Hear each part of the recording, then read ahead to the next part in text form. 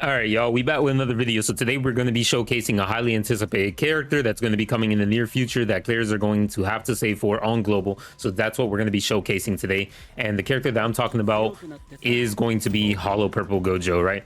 So obviously he is the GOAT. Like literally you cannot say that he's not the GOAT. This is one of the strongest nukers in the entire game. He is so powerful in so many aspects, even despite his drawbacks. As every Gojo, there needs to be some kind of drawback, otherwise they're going to be too busted. So we have Gojo, Hollow Purple. Let's talk about what his skills do. So we have his first skill here. His first skill is going to You Can Handle It, right? And it will deal 421% taijutsu damage to an enemy. Crit hit chance, very great. And then it also decreases the enemy's taijutsu and jujutsu damage by 15%. So that's physical and curse technique power. Then you have a second skill, which his second skill is the best part, is the bread and butter to his whole entire kit. Absolutely powerful. It's called Composure of the Strong. It costs 1 curse energy, as every Gojo has curse energy cost of like nothing. What this does is it increases the selected enemy's damage received by 30% for 2 turns. So they're basically debuffed and he can do tons of damage to them. On top of that, he increases the selected enemy's damage by 10%, so they can do more damage to you, but it doesn't matter because when you're going in, he can't get touched anyways. Trust me, it's a Gojo. He can also increase his own damage by 70% for 2 turns. So you have that. Absolutely powerful character, Composure of the Strong. That skill is literally nuts. Being able to increase the damage the enemy takes and buff yourself at the same time is literally, like, not even a joke, extremely powerful.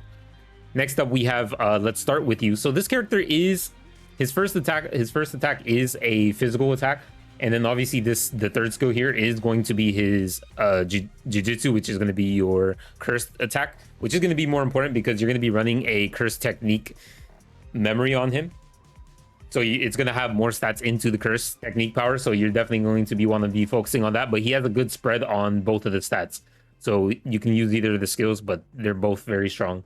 So it will increase his own break damage by 100% for one time, so whenever he hits again, and then it will deal 362% range jujutsu damage to the selected enemy, and then it will decrease the selected enemy's damage by 15%. Although you don't really need that, it's still very good to use, just like when you want to just break an enemy.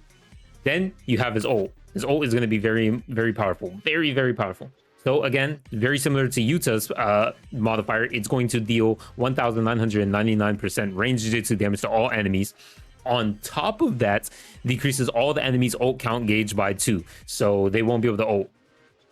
And then he will leave the field. So that is his drawback. He will leave the field. But keep in mind, with those modifiers and those buffs that he has on his second skill, he will not have any issues clearing out the enemy. Then you have your passive skill, which is going to be Strategic Retreat. So this is the same passive that Blue Gojo has on global, where he will retreat after 7 turns. So he does have 2 conditions for retreating. That is after 7 turns pass or when he ults. So you cannot multi-ult like Blue Gojo, but it doesn't matter because when you kind of factor in the fact that Blue Gojo can get multiple ults, but his modifier is only 1000%. The only times you're really going to be ulting like crazy is literally the boss stage, and those 2 1000% are going to try to make up for the 2000% that you could just get from Hollow Purple Gojo. But it's better with Hollow Purple Gojo because you can kind of get all your buffs into one singular turn. Meanwhile, for Blue Gojo, if you're trying to get buff and ult multiple times, it's going to be difficult to have the proper buffs that you need and ult on those turns.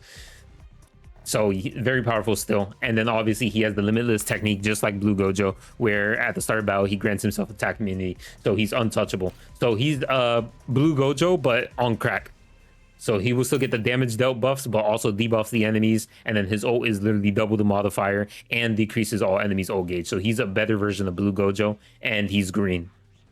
By far the strongest attacker slash nuker in the entire game, even on the JP side. In my opinion, I still think he's stronger than Teen Gojo. Although Teen Gojo is definitely no slouch, I still really prefer this Gojo over him because he is this Gojo is very simple and easy to get up, and all you have to do is just ult the enemy after doing your buffs and you literally win.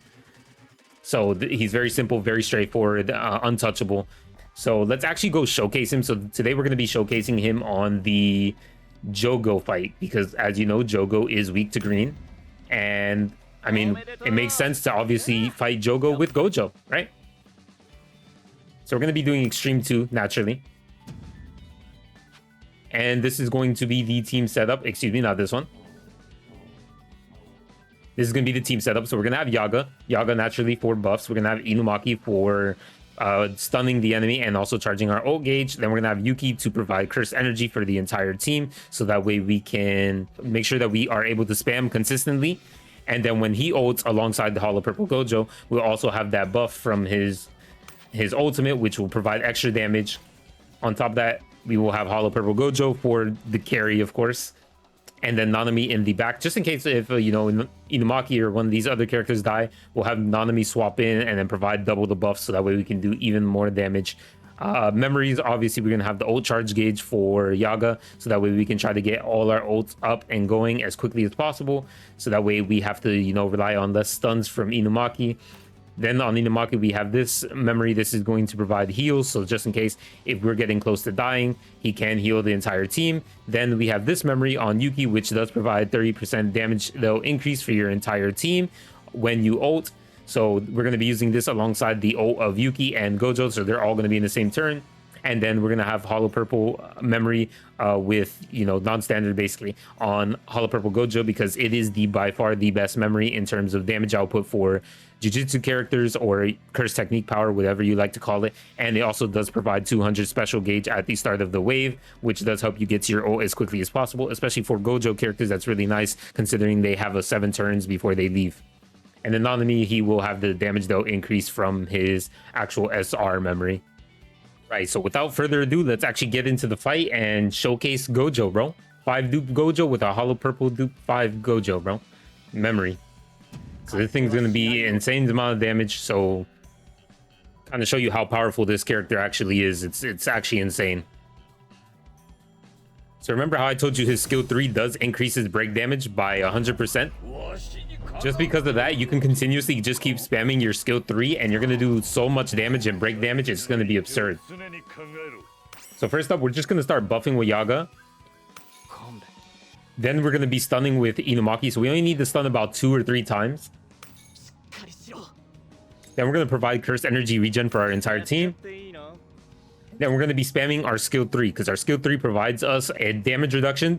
Well, not damage reduction. It reduces the amount of damage an enemy does by like 15%, right? On top of that, it gives yourself break damage by 100%. And it is Jujutsu damage, Curse Technique power. So this does do extra damage because we are going to be running the Hollow Purple Gojo memory, which does give us a little bit more stats into Curse Technique.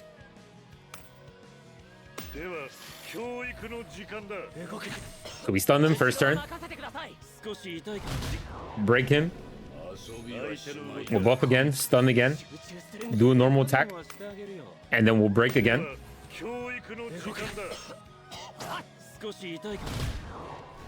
Look at his break meter already. We'll stun one more time. Energy recharge for everybody.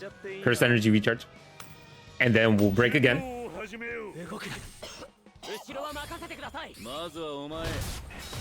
Boom, already broken. Easy as that. We still have 4 turns left. So now what we're going to do here is we're going to buff. Whatever Inumaki does doesn't really matter. We aren't going to use our ult just yet, and we're not going to use our memory either. We're just going to normal attack. And then we are going to use Gojo's skill 2 to Composure of the Strong, so that way we can increase the damage received from the enemy. And on top of that, we can also increase our own damage by 70%.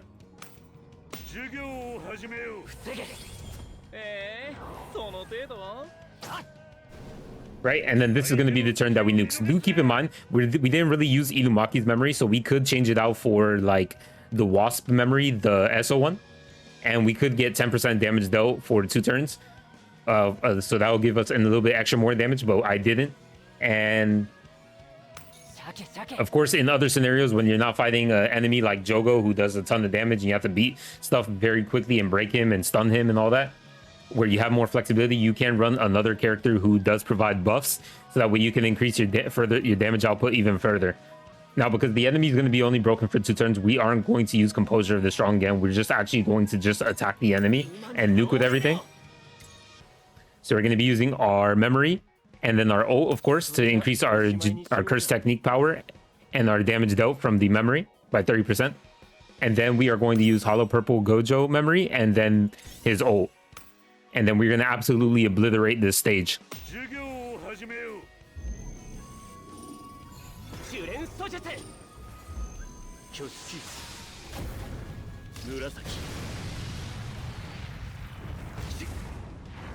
$7 million, almost 7 million.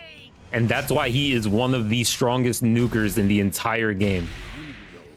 Nobody comes close to him. Him being able to buff and debuff the enemy with one skill is literally god tier. And then when you ult with a 2000% modifier, nothing is living from the amount of power that he can output with his purple. They will literally not live. Keep in mind too, I literally only used Yaga as my buffer, only Yaga. So if you had double buffers, for example, like Nanami and Yaga in the same rotation alongside Yuki to provide curse energy, so that way you can always keep your curse energy up so you can keep spamming buffs, you're going to do even more damage, right? You're going to do even more damage. And you will easily break enemies too with his skill 3 to set you up for the actual nuke, and then you're going to do tons of damage to destroy everything. Nothing is living. I guarantee you, he literally evaporates them. Absolute mad lad, in my opinion, strongest character in the entire game. Nothing comes close to the amount of damage output he comes. So just keep in mind, he is going to be very soon as well. Very right after YUTA, sometime around after Domain Megumi and YUTA. So he's still got time to save for him. You don't really need Domain Megumi just yet. He is a very powerful character though, indeed, but the content you'll need Domain Megumi the most for will be in Tower, and Tower won't be until half anniversary roughly, and then half anniversary will be adding a lot of these limited characters into the standard banner, which then you could just try to pick them up from there. So you will be saving your tickets for that. But aside that, that's basically, you know, before we got off track, that's basically the Hollow Purple Gojo showcase. I mean, as you can see, 7 million damage with just one buffer setup, and this is a team that you can literally make any day of the week with the characters they are already out on global. I don't know how to stress this enough. This character is absolutely absurd with his damage. 7 million, by the way. 7 million. And let's say you didn't use Yuki in this team and you only use Yaga as your buffer, you're definitely going to still do about 5 million. It's not even a debate. This character is the strongest. Anyways, that's the end of the video. I appreciate you guys for watching, and I'll see you guys in the next one. Peace.